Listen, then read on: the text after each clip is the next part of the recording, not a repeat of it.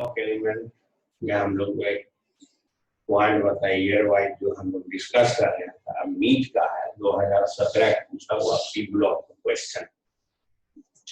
ये क्वेश्चन है, it is because of inability of s2 electrons of the valence shell to participate in bonding that ns2 यानी C block element में हम लोग electronic configuration देखते हैं ns2 and px।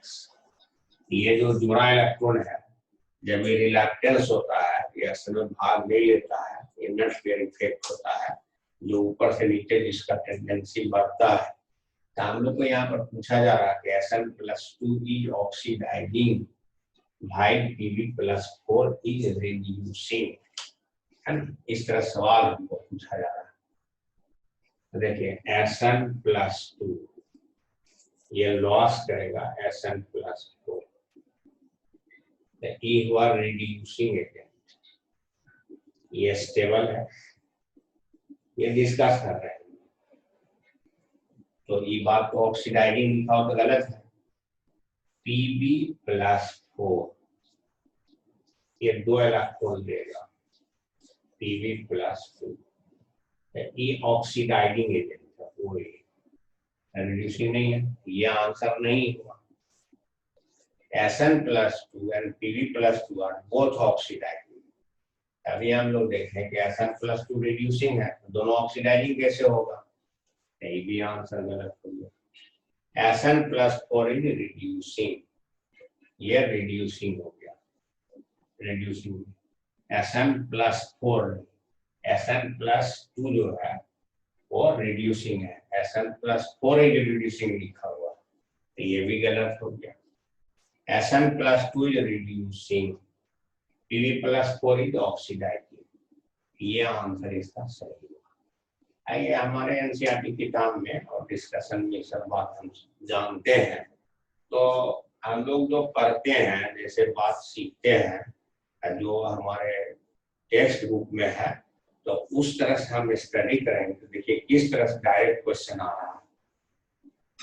आप दूसरा फिर क्वेश्चन है नीट 2017 में पूछा है, कहता बोरिक एसिड एक एसिड है।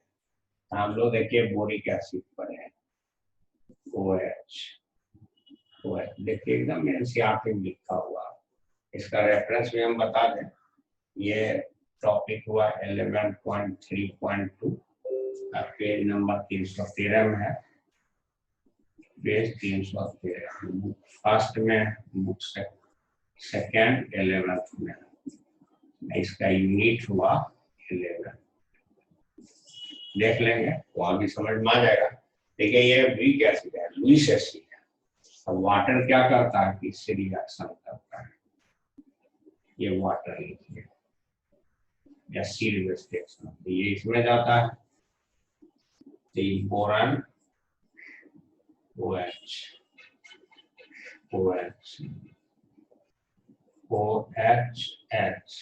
यहाँ प्लस। अब ये रिलीज करता है BOH होल 4 माइनस, तब H प्लस। तो क्या कहेंगे, OH माइनस आयन एक्सेप्ट किया वाटर से, तब फिर H प्लस आयन देता है। सी आंसर होगा। एकदम ऐसे ही हमारा दिया हुआ, उसी तरह क्वेश्चन भी है और हम लोग डिस्कस भी किए हैं ब्लॉक में, ग्रुप 13 में जो पढ़े हैं। तो इस तरह से इस पर ध्यान देख पढ़ना है।